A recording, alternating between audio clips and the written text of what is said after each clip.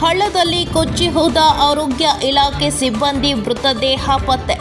ನಿನ್ನೆ ಬೈಕ್ ಸಮೇತ ಕೊಚ್ಚಿ ಹೋಗಿದ್ದ ಮೂವರು. ಅದೃಷ್ಟವಶಾತ್ ಇಬ್ಬರು ಬಚಾವ್.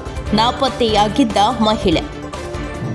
ಗದಗ ಜಿಲ್ಲೆ ರೋಣ ತಾಲೂಕಿನ ಯಾಸ ಹಡಗಲ್ಲಿಯ ಮುಚ್ಚಣಕ್ಕಿ ಹಳ್ಳದಲ್ಲಿ ಘಟನೆ.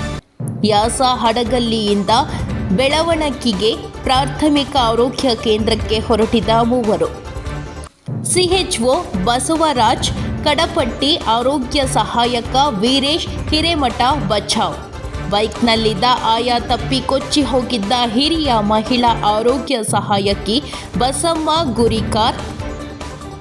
ಯಾಸ ಹಡಗಲ್ಲಿ ಬಳಿಯ ಇರುವೆ ಹಳ್ಳದ ಪೊದೆಯಲ್ಲಿ ಸಿಲುಕಿದ್ದ ಬಸಮ್ಮಳ ಮೃತದೇಹ ಮೇಲೆತ್ತಿದ್ದ ರೋಣ ಅಗ್ನಿಶಾಮಕ ದಳ ಸಿಬ್ಬಂದಿ. ಸ್ಥಳಕ್ಕೆ ಡಿಎಚ್ಒ ಎಸ್ಎಸ್ ನಿಲಗುಂದ, ತಹಶೀಲ್ದಾರ್ ನಾಗರಾಜ್ ಭೇಟಿ ಪರಿಶೀಲನೆ.